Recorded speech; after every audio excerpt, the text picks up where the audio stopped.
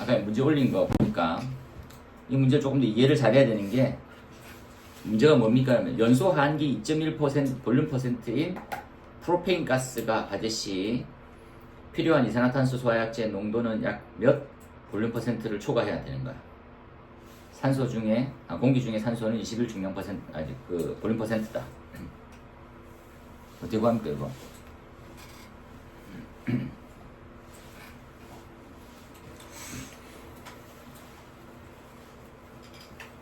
어떻게 구하나요?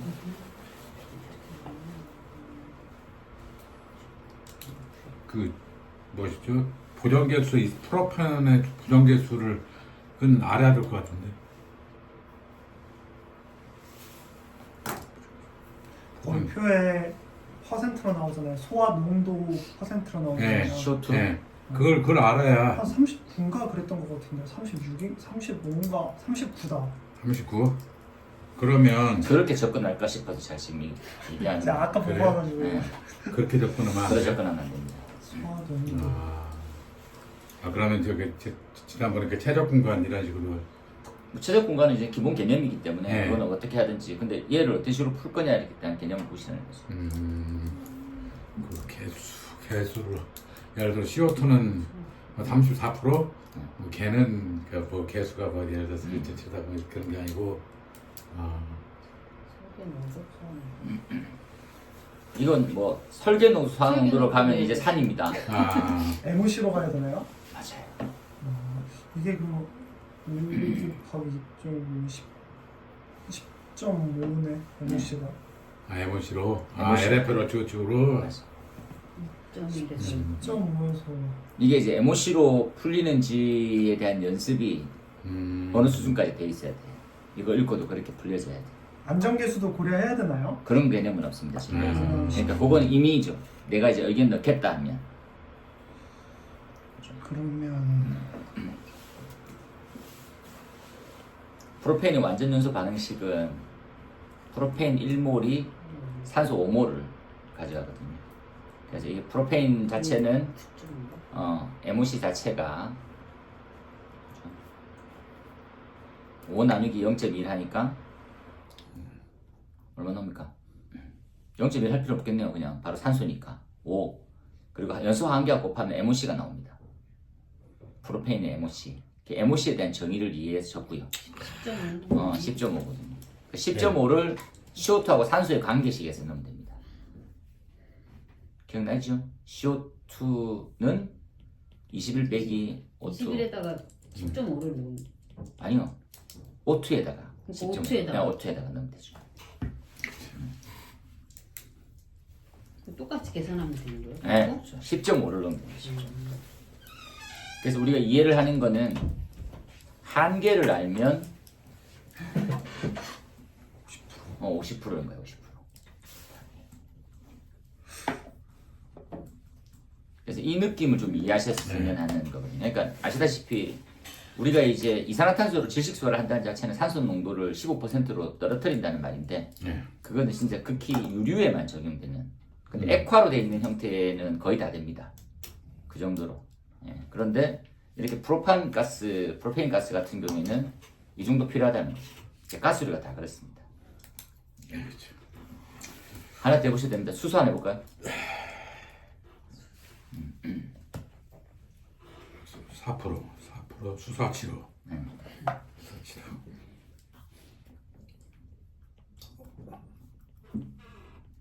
수사 싫어. 지금 최근에 엄청 많이 들리는 말이네. 수사 싫어.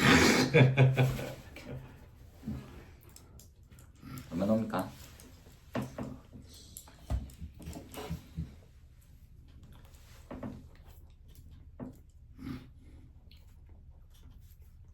가 90% 나오는데요? 이해하시겠습니까? 뭔 말인지. 왜냐하면 수소 1몰은 산소를 0.5몰 필요하거든요. 네. 예. 그래서 수소는 1몰이 연소될 때 산소가 0.5몰이 필요하다 보니까 0.5를 그대로 집어넣으면 되죠. 그래서 2.1이 아니고 한계가 4%잖아요. 4 곱하기 0.5 하면 2입니까? 맞습니까? 2. 네. 그 2로 산소를 2로 만들어야지 지금 불 꺼지는 거예요. 두 개. 엄청나죠, 엄청. 그래서 아세틸렌과 이영화탄소까지 다 해보시면 이제 숙성까지 됩니다. 이 끝판왕 놈들이죠, 끝판왕 놈들. 그 개념을 이해하시고, 그 다음에 135의 예상 문제라고 언급되어 있는 것 중에 몇몇만 이렇게 좀 보도록 할게요. 첫 번째가 이제 연소고요. 분리트물. 연소. 그래서 안 나온 법칙들이 꽤 있어요. 솔직히. 그죠? 그런데 각 교재상 돌턴의 분압. 분압은 이게 정말 좋은 게 몰 비와 압력의 비 이걸 같이 갖고 가거든요. PVNRT 그래서 P하고 N을 같이 갖고 가는 거 똑같아요. 그 형태로 해서 그리고 뭐 기존에 나왔던 문제가 나와도 어쩔 수는 없지만 분압은 안 나왔고 그거 가시라고. 연쇄 반응 요 갈로해서 주요 내용에 요즘 가로에서 적혀 있는 수치는 가장 최근에 나왔던 연도 그런 겁니다. 가늠해서 근데 이게 그만큼 기존의 기출이 반영이 많이 안 되고 있는 중이에요. 지금 현재 문제가. 그래서 공부하신 사람이 엄청 까다롭고 힘들어요. 지금. 원래는 이런 주기를 돕니다. 이 정도로 준비하시면 됩니다 해서 공부를 좀 많이 하면 기출을 다 분석해. 한 달 정도로 기출을 다 분석해. 그래서 이 정도 나오겠지 하면 진짜 수험생 입장도 강사 수준까지 준비를 많이 해요. 근데 그게 지금 다 털어졌어요.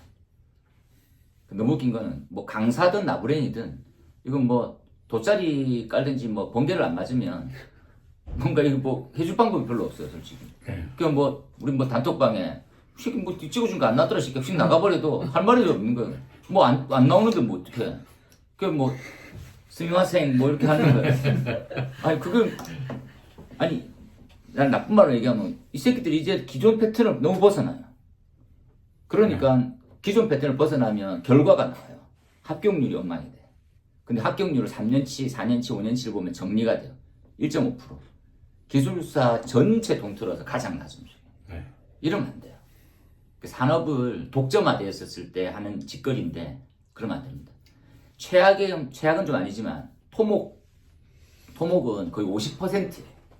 기존 출제비는. 그러니까 토목은 약간만 얘기하면 뭐 토목을 평하는 건 아니고 한 4, 5개월 공부하고 오면 50점대를 받아요. 자기가 뭐 토목 좀 알아. 그럼 가서 듣고 와. 그러면 금방 알게 돼요. 기계 마찬가지입니다. 기계 기술사. 그래서 뭐 기계 가지고 계신 분이 뭐 이렇다라는데 기계는 율이 높아요. 그러니까 토목의 장판지, 뭐 기계 장판지 이런 것들 있잖아요. 이렇게 해서 비포지에서 접혀가지고 6번 접어가지고 펴가지고 보면 거의 다 문제 나오고 이렇거든요. 우리는 기존 비율이 이제 깨졌어요. 이걸 원상태로 복귀시키지 않는 이상은 기술사가 이제 약간 안 좋은 거죠. 아니면 관리사급으로 가야 돼. 미친 듯이 공부를 해서 진짜 뭐 그렇게 만들어야 돼. 그러면 이제 산으로 가는 거예요. 뭐냐면 필요한 지식이 아니라 정말 구석 지식을 아는 사람이 합격되는 거예요. 그러면 안 되지. 하여튼 그렇다는 거예요. 표본의 문제는 하여튼 구석탱이들이 많이 나오는. 그렇죠. 그리고 뭐 다시 얘기하지만 뭐 보시면서 느끼겠지만 주식이 좀 못 찍으니까 저런 말 하네. 이게 전 학원이 다 못 찍고 있습니다. 그래서 진짜 자기 공부를 많이 하는 사람만 결과가 나오게 되는 이상한 형태로 갔어요. 그러면 나쁜 말로 얘기하면 조금까지 수준이 올라가고 학원 이제 아무 의미가 없는 거예요. 강사의 한계를 벗어나기 시작하는 거거든요. 그러면 동반 그만두자 자꾸 그러면 안 되죠. 연쇄 반응과 소화 반응입니다. 라디칼. 저는 라디칼이라는 존재를 굉장히 좋아하는 거거든요. 라디칼은 도대체 정체가 뭐야 이 자식아. 걔네들이 이온도 아니고 그죠? 플라즈마도 아니고 뭐 여하튼 뭐 물질이 좀 특이한 놈이에요. 전에 이제 농담삼아 얘기했지만 그 지금 불 발견 수만 년 동안 불의 존재에 대해서 정의 내리지 못하고 있는 거예요. 불은 도대체 뭡니까? 기체입니까? 그렇죠? 플라즈마입니까? 이게 정의가 없어요. 불은. 그러니까 화학 반응체긴 한데 정의가 없어요. 그러니까 이런 성질도 가지고 저런 성질도 가지고 있어요. 그래서 정의가 없는 놈이다라고 생각하시고 3번은 예상 문제를 단열 압축 계산이 딱 예쁘게 그렇죠. 단일 압축의 준 핵심은 정압 비열과 정적 비열에 대한 차이가 왜 차이가 나는지가 1번이고 그 비열비라고 하는 감마가 어떻게 구해집니까? 그죠? 그래서 이런 형태가 나오면 마찬가지로 이제 볼샤르라고 연결시켜가지고 온도 대비 압력이나 뭐 이런 것들이 어떻게 됩니까? 이걸 보는 거죠. 그래서 푸시면 되니까 안 어렵습니다. 얘를 지금 또 하는 이유가 방어관 실무 핸드북에도 예쁘게 이제 세팅이 다 되어 있거든요. 그래서 그냥 편안하게 보시면 됩니다. 나올 시점이 이제 119회의 4번에 연소범위 영양인자. 이건 제가 말씀드린 대로 이제 영양인자는 좋은 단어갑이잖아요. 좋은 단어갑보다는 그냥 단순하게 식으로 해결하시는 게 제일 좋습니다. 식으로 할 수 있을 정도가 우리 기술사고 나머지는 다들 그냥 이제 말로 확인할 수 있죠. 그러니까 온도를 얘기한다면 이제 100도 올라가면 8%씩 증가하게 되는 그죠? 연소 범위가 그때는 또 뭐 아르니우스를 또 이렇게 끌고 와야 되고 또 연소 범위 식이 있으니까 그걸 또 갖고 와야 되고 그런 거죠. 그 다음에 소형거리하고 재단했을 때 나온 지 꽤 됐더라고요. 생각해보면 이걸 이제 꿰뚫는 딱 하나는 이제 메커니즘이 방열과 발열의 관점이죠. 발열이 있는데 방열을 크게 하면 온도가 낮춰지면 다 해결이 되는 거예요. 화염도 못 지나가고요. 그리고 점화도 되지 않게 만들 수 있어요. 그렇죠? 그러면 해결 방법은 생기는 걸 작게 만들고 싶다라고 하는 게 소형거리입니다. 정극 간의 거리를 낮추면 발생이 엄청 작아지거든요. 그럼 방열은 고정값인데 그거보다 낮아지면 아무리 센 전압을 때려도 절대로 점화원이 될 수가 없어요. 최소 점화원이라고 하는 에너지 크기가 될 수가 없는 거죠. 그거의 연구가 지금 소형거리. 최대한 틈새는 화염의 폭발력, 전달력을 이 폭을 좁게 해놨더니 화염이 빠져나가지 못하게 만드는 거죠. 그것 또한 방열을 크게 만드는 이런 일련의 과정이니까 식하고 이렇게 이해하셔가지고. 그 다음 이별량 이상현상입니다. 6번은 이상현상은 제가 이제 두 가지로 분류해서 말씀드리는데 첫 번째는 뭡니까? 라면 연료가 많은 상태 그죠? 그리고 온도가 낮은 상태에서 발생될 수 있는 연소는 불완전 연소. 불완전 연소가 되면 무조건 화염의 온도는 낮아지게 되거든요. 온도가 낮아지게 되고 화염의 색깔은 노란색을 띠게 돼요. 그걸 우리는 황염 이렇게 부릅니다. 이해되시죠?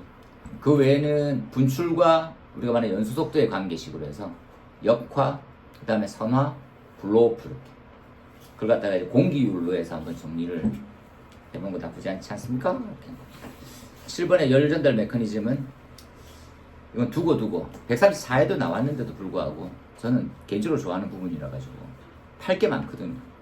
그래서 뭐 대류도 괜찮고 복사도 괜찮고 그래서 제가 저번에 스타디 할 때도 말씀드렸지만 냉각 법칙을 엄청 잘 이해하고 가셔야 돼요. 냉각 대류라고 하는 거. 그 대류는 좀 더 흐름을 크게 보면 플럼이 되고요. 천정제트 흐름의 기초가 되거든요. 그래서 그게 왜 중요합니까? 하면 냉각 법칙을 따라가요. 그래서 천정면에 흘러가고 있는 놈들도 냉각 법칙이자 점성 법칙을 가져가는 거죠.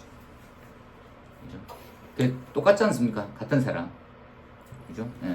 뭐 뉴턴이라는 사람은 유체 흐름에서 고정판에서 흘러가고 있는 것보다는 떨어져 있을 때 유속이 빨라진다고 했었고요. 그죠? 근데 뜨거운 면에 있는 부분들은 어떻습니까? 뜨거운 면에 있는 가까이 있는 놈이 빨리 작동하겠지. 그렇게 따져보면 천정면에 헤드를 붙이는 게 가장 효과적인 거예요. 그걸 이제 정리가 될 수 있게 이렇게 만들어주는 거죠. 그 다음에 복사는 뭐 늘상 들고 가셨으면 좋겠고. 그 다음에 8번이 열용량이죠. 열용량 좀 개인적으로 엄청 좋아해서 MC 아니면 로시 요 것들이 제일 중요한 게 로시나 MC는 물적 특성 그 다음에 온도가 곱해지잖아요. 델타 T 그 델타 T가 곱해짐으로써 우리는 이제 전체를 다 이해하게 돼요. 에너지를 주면 물질이 자기 걸로 해결될 수 있는 부분이 로시예요. MC나 그 자기가 이제 해결이 안 되면 온도를 올리기 시작하는 거예요. 자기 거 끝났으면. 그래서 우리는 온도만 안 올라가면 절대 안전한 거거든. 그럼 선택해야 될 방법은 M을 크게 하든지 C를 큰 값을 선택하면 이제 방어할 수 있는 거죠. 그게 상대적으로 낮은 물질은 무조건 온도가 빨리 올라가서 가연화되는 거지. 그 내용이다, 그죠? 그 다음에 열관성도 있고, 로시엘, 페로시 이렇게 들어가고요. 그거 이제 관련해서 쭉 연결해서 쓰시면 됩니다. 발화 시간, 뭐 화염의 확산 속도, 상향, 하향 나온 지 엄청 오래됐습니다. 이거 옛날엔 그렇게 좋아하던 문제고 이건 기존의 출제자들은 항상 이제 냈던 문제들인데 이제 안 내요. 그죠? 뭐가 자꾸 바뀌는? 그냥 저는 이제 이런 것들이 더 중요하다고 봐요. 왜냐면 지금 자꾸 너무 실무 위주로 가이드라인을 시험 문제에 너무 내시는 것도 가이드라인 법 내는 거하고 무슨 차이가 있습니까? 법 내지 말라고 하는데 아니 가이드라인이 무슨 뭐 어디 배경 지식이 있거나 이렇게 해서 그걸 연구할 가치가 있더라 이렇게 돼야 되는데 그거 없이 그냥 가이드라인 많이 내거든요. 그러니까 출제자가 좀 바꾸셨으면 좋겠어요. 그러니까 상향 연수, 하향 연수 이거 얼마나 중요합니까? 느낌상으로 그죠? 이런 것도 좀 보고 가시고. 그다음에 뭐 10번도 마찬가지입니다. 이것도 이제 122회로 이제 마무리인데 거의 한 12회 동안 안 나왔더니 한 4년째 안 나온 거죠. 이 나쁜 사람들. 내세요. 11번이 우리가 알고 있는 공부 중에서는 약간 끝에 해당돼요. 우리가 기존에 봤던 그죠? 열량에 대한 유속과 온도 이런 것들죠. 속도와 천전제트의 속도 이런 것들. 이런 것들. 알파트식. 그죠? 알파트 같은 식이죠. 다 기억나시죠? 알파트식 정도를 암기하시면 연소는 이제 쓰러 가면 됩니다. 이 정도 쓰고 있습니다. 이렇게. 그 다음에 좀 긴 시간 잡아먹고 또 풀어봤던 가솔린의 증발과 화재 플럼의 속도. 플럼의 속도는 다시 한번 말씀드리지만 이 공간에는 항상 기체가 가득 차 있어요. 그죠? 예. 얘가 증발해서 올라가면 채우는 놈이 똑같이 들어가는 거죠. 그렇게 돼 있는 놈이다 생각하시면 그럼 운동 에너지하고 위치 에너지가 이제 같아지는 거죠. 압력 에너지도 같아지는 거고. 그래서 우리가 로지 H가 2분의 로 V 제곱이랑 왜 같아지는지를 고민하시면 됩니다. 그죠? 근데 이제 그게 같습니다. 이러고 이제 출발하고 풀어나가야 되는데 최적당 에너지가 어쩌고 저쩌고 하면 모르는 사람인 거예요. 그죠? 네. 그래서 요렇게 올라가는 놈은 이 놈이 채워지는 거하고 똑같은 거예요. 그 관계에서만 따져보면. 그죠? 그 상승력, 부력이지만 상승하는 속도를 따져보면 들어오는 압력 차이만큼 상승하게 되는 거죠. 얘는 진짜 중요해요. 왜 중요합니까? 라면 이거 지금 증발 속도, 플럼 속도는 이제 플럼 속도는 우리가 연돌에서 사먹을 거고요. 중성대 고민할 때도 쓸 거고요. 그리고 대공간, 공간의 이동에서도 써먹을 거예요. 지난 시간에 봤던 역기류, 상수 0.6 나오는 형태가 개입니다. 그래서 얘는 두고두고 계속 써먹을 수 있어요. 그래서 항상 잊지 말아야 되는 것들은 그 뭐의 차이? 압력의 차이. 압력의 차이는 속도의 차이를 만들어낸다. 그 두 개는 똑같다. 압력 차이가 나는 만큼 이동되는 속도가 속도의 차이인 거예요. 근데 이렇게 하는 거죠. 요 둘 사이에 압력 차이가 생겨. 얘 얼만큼 빨리 이동됩니까? 얘는 얘 이동하는 거 똑같은 말인 거예요. 다 차 있으니까. 그러니까 플럼 이동되는 거나 얘가 일로 오는 거나 똑같단 말이죠. 전부 다. 그럼 대공간에서 연결 통로로 연기가 들어갈 때 막는 속도도 똑같고요. 무슨 말입니까? 이 공간과 바깥의 공간에 압력의 차이가 생기는 거예요. 그럼 얘가 얼만큼 들어올 것 같아요? 그건 모르지 임마. 그러면 얼만큼 밀어넣어야지 안 들어옵니까? 압력 차만큼만 밀어넣어주면 돼요. 그럼 내가 밀어낸다는 말은 뭐 바람으로 밀어내거든. 풍속으로 정리가 됩니다. 이해되시죠? 그러면 풍량, 출입구의 크기 이렇게 딱 하면 풍속이 나오잖아요. Q는 AV니까. 그거 따질 때 쓸 거예요. 가시도 관광객수도 안 나와주게 됐습니다. 미칠 노릇이죠. 얼마나 많이 오고 있습니까 지금. 그렇죠? 그래서 지금 이제 연소에 산 넘어 산 이렇게 가는 것도 좀 문제 있는데, 보고 가시고. 근데 순서를 갖다 주면 가시도를 제일 먼저 공부하시는 거죠. 가시도. 그 다음에 암흑도를 그만하시고요. 그 다음에 감광률, 단위 거리당, 그죠? 단위 길이당 감광률. 그게 이제 감광 계수화 되는 거거든요. 그리고 재미사가 말했던 n-1승이 존재하는 이유는 왜 감광계수는 미터 마이너스 1승입니까? 감속은 최적에서 면을 따질 때 쓸 거예요. 네, 그렇죠. 그렇죠. 연통 최적에서 이 면이 막혀져 있는 범위를 설명할 때 씁니다. 그렇죠. 최적당 메다 제곱이기 때문에 미터 마이너스 미터 분의 1인 거예요. 그걸 공부를 덜 하면 가시거리의 역수라고 생각하게 돼요. 그러면 이제 나가리가 되는 거예요. 이해되죠? 그 다음에 중성대, 좀 되게 많이 중요한 거라서. 중성대 위치 수식인데 유식으로 됐네요. 중성대는 다시 한번 생각해보면 1 플러스 계구부의 면적, 온도, 그 다음에 계구부의 면적, 상하, 아니 내외, 상하. 내외, 왜 상하? 대외 상하. 내외, 상하. 상하. 맞습니까? 네. 그래 제곱입니다. 네. 그래서 내외부의 온도가 중요해요, 상하의 면적이 중요해요 하면 뭐가 중요합니까? 면적이 훨씬 중요하죠. 왜 중요합니까 하면 제곱이기 때문에 그래요. 그죠? 절대 잊으시면 안 됩니다. 그렇게 출발해서 먼저 하나 구해놓는 게 중성대 위치죠. 그건 중물 위치예요. 그러니까 중성대 하부까지의 거리가 압력의 차이가 되고요. 그 압력을 아는 만큼 정리되겠죠. 이게 되지요. 중성대 중요한데. 그 다음에 연돌. 그죠? 연돌도 우리가 말하고 있는 델타 로우 GH죠.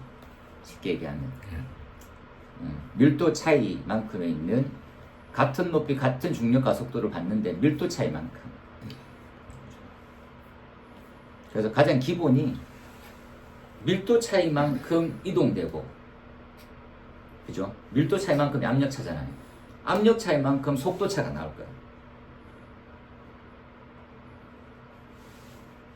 절대 까먹으시면 안 돼요. 계속 같은 말 하는데 이게 여기 적용할 때 좀 헷갈려하고 저기 적용할 때 더 헷갈려하거든요. 그러니까 압력 차가 속도 차를 만들어내요. 그죠? 이걸 수격으로 말하면 완전 반대죠.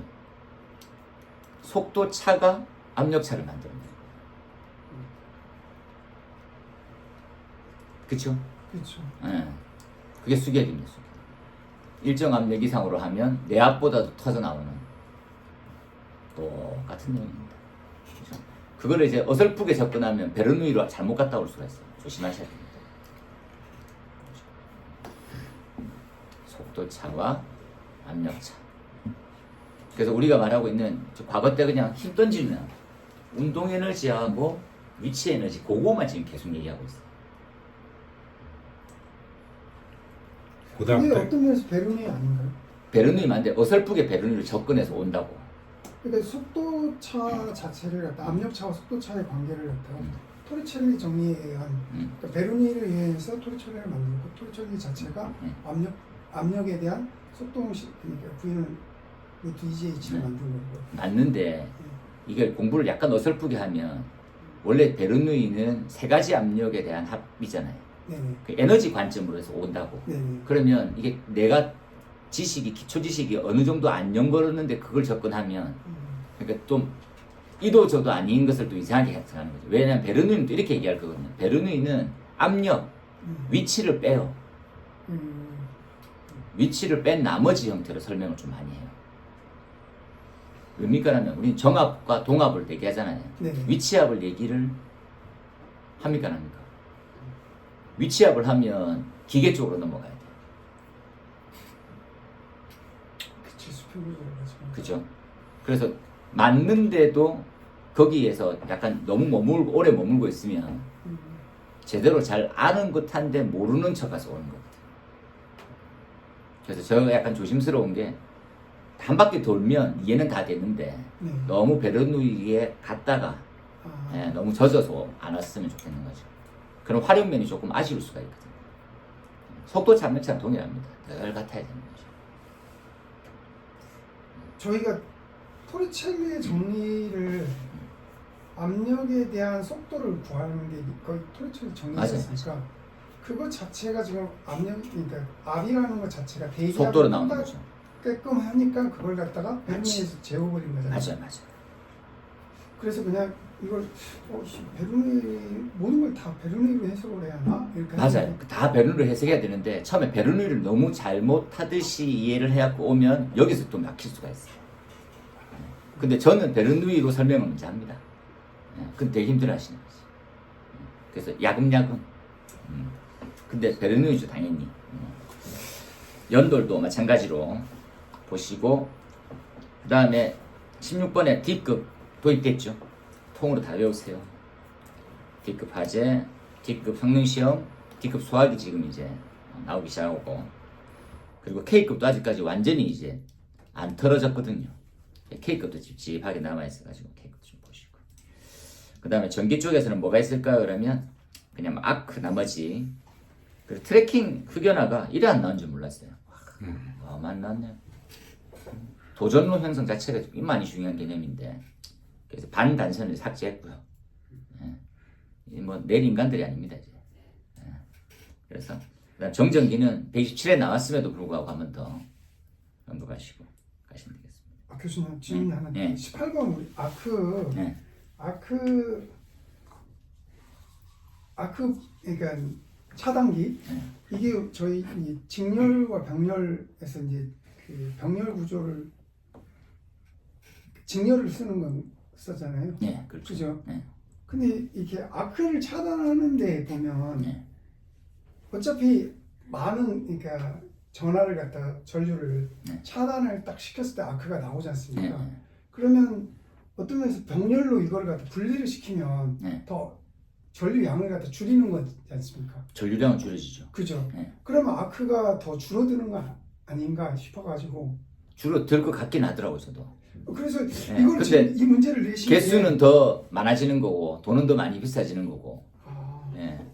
그 장단점 분명히 존재하는 거지 않을까 싶긴 합니다. 그러니까 직병렬 아크에 대한 원리를 만약 소방에 이걸 쓰라면 어떻게 써야 하나? 그렇게는 못 쓸 것 같더라고 저는. 그래서 예. 이거 그러니까 이렇게 원리 단다 자체가 정도지. 예. 이건 아크는 이제 우리가 이제 그 가이드라인을 실을 때부터 이 전기화재 미국에서 도입했었을 때 훨씬 더 많이 줄어지고 있는 거의 한 몇십 퍼센트 줄거든요. 한 25% 화재 발생률을 줄여요. 근데 이건 이제 개인적으로 되게 엄청 비싸거든요.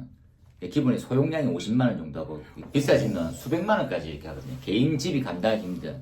지금 누전 차단기 해봐야 2, 3만 원밖에 안 하는데 집에 들어오는 이제 전류만 생각하면 우리 가정용 20A입니까? 그 정도밖에 안 되거든요. 15A, 20A. 예. 15나 20A 이 정도가 들어오는데 얘는 꽤 많이 비싸요. 근데 그 성능주 설계 가이드에 그다음에 보면 아크가 주고 해서 맞아요. 화재 안전 콘센트를 네. 권장한다 뭐 이렇게 네. 돼 있잖아요. 네. 그러면 그거 따랐다가는 단가 엄청 원가보다 그래서 엄청- 거의다가 안 하려고. 아니 이메일 하나에 무슨 몇십만 원 하면 그래서 이것도 약간 공교롭게 국산화 이루고 무슨 기술 이루고 무슨 제품이 또 다시 하나 나오고 그래가지고 제 입장에 좀 필요는 하다고 생각하는데 아니 이게 뭐 예를 들어서 이거 뭐 몇천 원 할 거 아니에요. 네, 맞아요. 근데 너무 비싸죠, 너무 비싸죠. 조금 더 빨리 나가볼까요? 건축 방화에서 성장 속도도 나온 지 오래됐고요. 열 발출률을 알고 Q는 그렇죠. 알파 T의 제곱이고 Q 자체가 뭐냐 이렇게 해서 연결 딱 시키면 됐다고. 플래시오버 2번입니다. 플래시오버도 134에 나왔어요. 영양인자. 이렇게 해서. 그렇죠? 134회 때 나왔었고 그때 식 세 가지가 나왔거든요. 그래서 지금 영양인자는 나온 지 꽤 돼서 제가 영양인자 넣고요. 그리고 플래시오버는 플레임오버하고 비교하는 게 가장 바람직하긴 하거든요. 플레임오버나 롤오버는 그냥 화염 덩어리 이렇게 생각하시면 돼요. 플레임오버가 플래시오버 발생하기 전에 많이 나타나는. 그래서 보통 이제 이게 그 소방관이 쓰고 있는 전술 교본에는 FBR, FB 이렇게 돼 있어요. 어떻게 돼 있습니까? 그러면 이렇게 그리거든요. 이렇게 FBR, FB 이렇게 적혀 있어요. F가 뭡니까? 하면 플레임오버. 그리고 L은 백드래프트. 그래서 화재 성장기 때도 백드래프트는 생겨요. 이때 백드래프트스럽진 않아요, 솔직히. 뭐하고 똑같은 역화예요, 역화. 그러니까 탔는데 부족한 거예요. 그럼 산소 쪽으로 해서 화염이 확되는 거 이렇게 되는 거지. 그 FBR 롤오버 그리고 이 F입니다. FB거든요, 백드래프트. 그래서 FBR, FB 이렇게 외워요. 아시겠죠? 롤오버랑 프레임이랑 같은데 아닌데? 여기서는 분리해놨어요. 소방전술에서는. 그래서 이거 굳이 그러니까 왜냐하면 논문을 봐도 같이 해놓거든요. 플레임오버 갈로. 근데 이게 바라보는 시각의 차이는 좀 있는 것 같더라고요. 근데 설명을 자세히 읽어보면 닮았어. 가연성 가스가 생기는데 얘네들 발화점까지 도달해서 그냥 화염화되어 있는. 보통 이제 호선님이 그 영상 올린 것들 보면 화염이 진짜로 확 가거든요. 이렇게 쳐다봐줘요. 그런 것들도 있죠. 표준온도 시간 곡선은 내와 성능입니다. 이거는 기초를 쌓는 거다 생각하세요. 표준온도 시간 곡선으로 내와 구조 건축물의 화재 성장은 표준온도 시간 곡선으로 성장해요. 그래서 그만큼 시간을 견디면 내와 성능이 있게 되는 거죠. 하지만 우리는 실험할 때 내와 성능은 하중을 줘서 실험을 해요. 그렇죠? 그래서 내와 성능은 하중 지지력, 차형, 자열로 보는 거지. 그렇죠? 그러니까 구조가 견뎌야 되는 건 그런 형태고 계구부 등등이 견디는 것들은 자연이 들어가요. 그 대신에 하중을 받지 않습니다. 방화문도 하중 시험은 없거든요, 우리가. 아시겠지요? 그다음 화재 가옥도 이건 뭐 모르시면 뭐 그냥 5번 모르면 집에는 당연히 갈 때지만 시험 치러 가시면 안 돼요. 방화지구도 나온 지 오래돼가지고요. 연살 우려가 있는 계구부. 그다음 화재 확산 방지구조. 이것도 이렇게 오래될 줄은 안 내도 너무 그죠? 만화도 보고 갔어요. 8번은 최유력에 가깝습니다. 128에 나오고 1에 안 나올 줄 몰랐거든요. 지금 이제 이게 연결된 게 꽤 많습니다. 샌드위치 패널 있죠. 그리고 이제 우리가 아는 드라이비트 있죠. 그래서 다들 이제 복합 자재로 해서. 그러니까 불연 전부 다 4장까지 다 불연이면 실험할 필요 없어요. 그런데 한쪽이 불연이라든지 내부가 불연이 아닐 경우에는 해야 됩니다. 그 다음에 초고층 지하연계 복합건축물법이 개정됐습니다. 제가 그걸 정리해서 못 드리라고 죄송해요. 제가 뭐 명절 시기에 정리해서 한번 올라갈 건데 시간이 좀 부족할 것 같습니다. 초고층 지하연계 복합건축물은 개정이 됐고요. 그래서 지금 법안 공포를 앞두고 있습니다. 2월 며칠 시행으로 알고 있는가요? 지금 떴던가요? 잠깐만요. 제가 법제처를 봤었는데. 설마 또 바뀐 건가? 아니, 초고층. 네, 그림에서 배운. 저도 그걸로 네. 공부해놨는데 네. 설마 현행 법령에 25년 요거 지금 2월 14일인가요? 2월 14일. 네. 2월 14일 거 말고요. 그 위에 또 밖에 네, 없대. 어디냐면 소방청에 들어가시면요.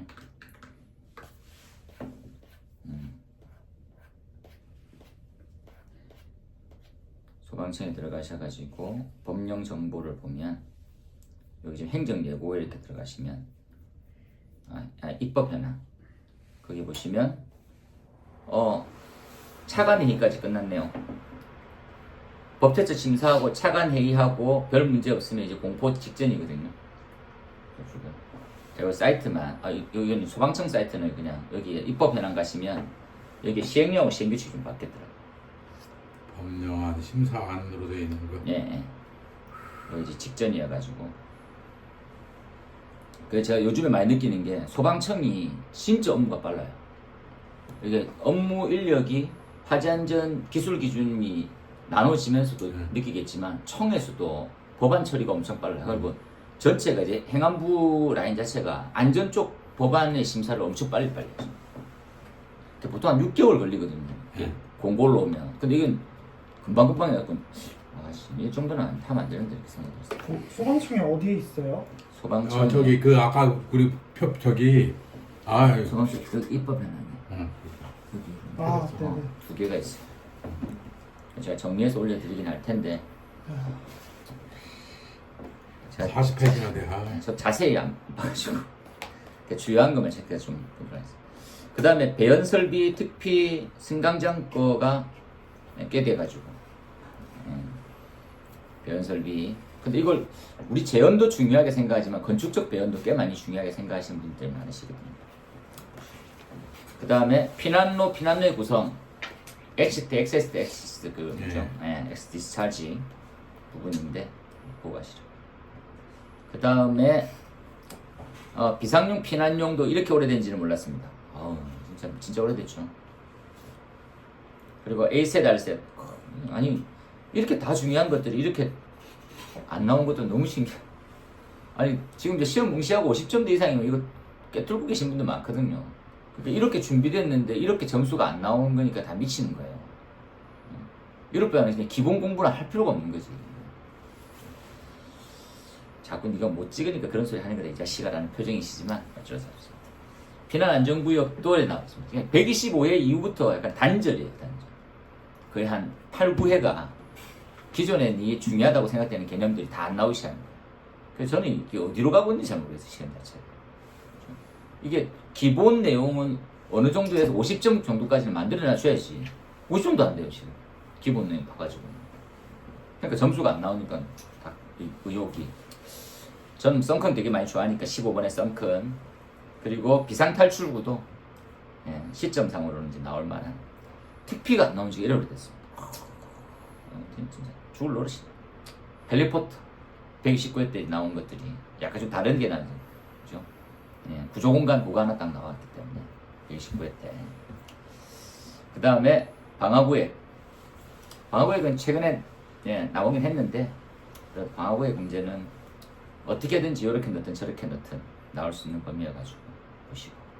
방화문은 좀 안 좋아합니다. 솔직히 기술사 시험에서 방화문을 좀 배제하고 있는 느낌이에요. 잘 안 나오죠.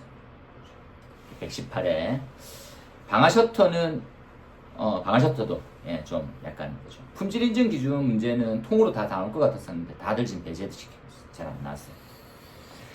방화댐퍼는 의외로도 많이 좋아집니다. 그래서 129회 가장 최종이고요. 차라리 129에 나왔던 방화댐퍼를 한 번 더 내야지 하시는 분들도 꽤 많이 있어요.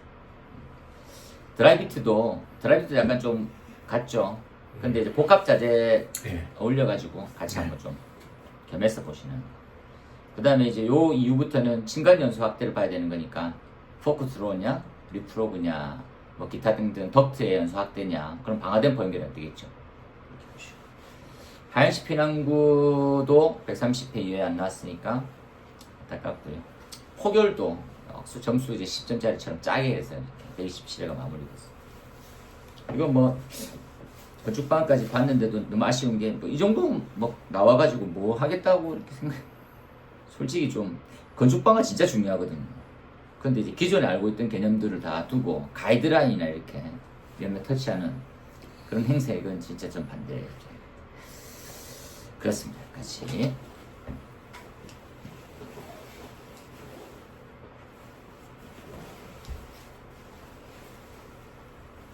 안 되네요.